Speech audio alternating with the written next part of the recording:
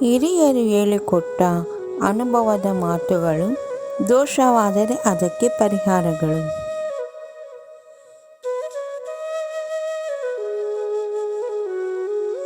1. ಕಸವನ್ನು ಗುಡಿಸುವಾಗ ಹೊಸ್ತಿಲಿಗೆ ಪೊರಕೆಯನ್ನು ತಾಕಿಸಬಾರದು.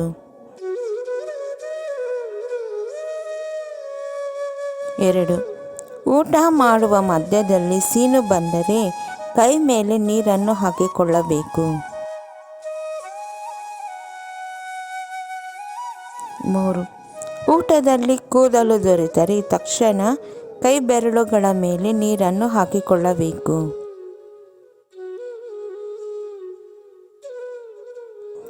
4. ಒಂದು ವೇಳೆ ನಾವು ಓಡಾಡುವಾಗ ಹೊಸ್ತಿಲ ಮೇಲೆ ಊಸು ಬಿಡುವುದು ಮಾಡಿದಾಗ ಅದು ದೋಷವಾಗುತ್ತದೆ. ಆಗ ಶುದ್ಧ ಗಂಗಾಜಲವನ್ನು ಹೊಸ್ತಿಲ ಮೇಲೆ ಸಿಂಪಡಿಸಬೇಕು.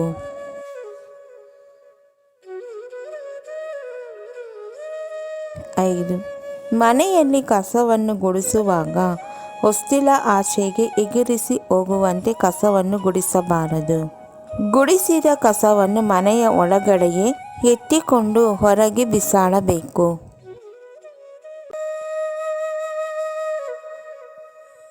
6. ನಾವೇನಾದರೂ ಅಂದುಕೊಂಡಾಗ ಅಥವಾ ಏನಾದರೂ ಮಾತುಗಳನ್ನು ಆಡುವಾಗ ಅಡ್ಡವಾಗಿ ಗೋಡೆಯ ಮೇಲಿನ ಬಳ್ಳಿಯು ವಟಕುಟ್ಟುವಿಕೆ ಮಾಡಿದಾಗ ತಕ್ಷಣ ನಾವು ಕೃಷ್ಣ ಕೃಷ್ಣ ಕೃಷ್ಣ ಎಂದು ಹೇಳಿಕೊಳ್ಳಬೇಕು. 7. ಮನೆಯಲ್ಲಿ ಬೂಜು ಕಟ್ಟಿರುವುದು ಹೆಚ್ಚಾಗಿದ್ದರೆ ಅಂತಹ ಸ್ಥಳಗಳಲ್ಲಿ ಅಲಕ್ಷ್ಮಿಯು ವಾಸವಾಗಿರುತ್ತಾಳೆ. ಆದ್ದರಿಂದ ಮನೆಯಲ್ಲಿ ಬೂಜು ಕಟ್ಟದಂತೆ ಅಥವಾ ಕಟ್ಟಿರುವ ಬೂಜನ್ನು ತೆಗೆದು ಶುಭ್ರವಾಗಿಟ್ಟುಕೊಳ್ಳಬೇಕು.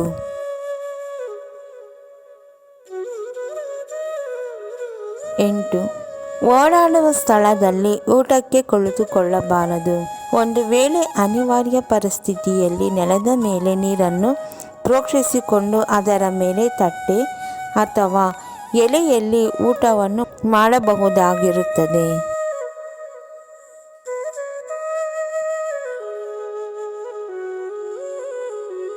9. ಎಲ್ಲಿಗಾದರೂ ಹೊರಟಾಗ ನಡು ರಸ್ತೆಯಲ್ಲಿ ಬೆಕ್ಕು ಬಲದಿಂದ ಎಡಕ್ಕೆ ಹೊರಟು ಹೋಗುತ್ತದೆ. ಆದರೆ ನಾವು ಅನಿವಾರ್ಯವಾಗಿ ಮುಂದೆ ಸಾಗಬೇಕಾಗಿ ಬರುತ್ತದೆ. ಅಂತಹ ಸಮಯದಲ್ಲಿ ನಿಂತು 3 ಬಾರಿ ಬಲಭಾಗಕ್ಕೆ ಸುತ್ತಿ ನಂತರ ಮುಂದುವರಿಯಬೇಕು.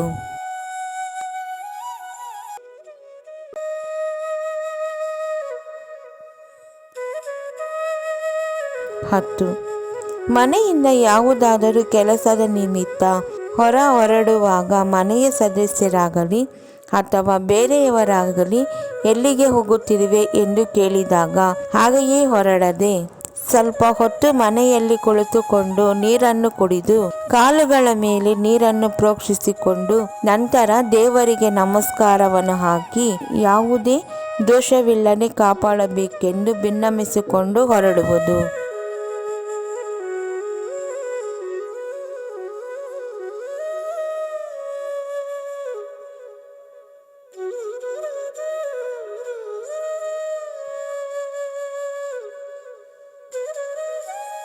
ನಮ್ಮ ವಿಡಿಯೋ ನೋಡಿದ್ದಕ್ಕಾಗಿ ತುಂಬ ಧನ್ಯವಾದಗಳು ಸ್ನೇಹಿತರೆ.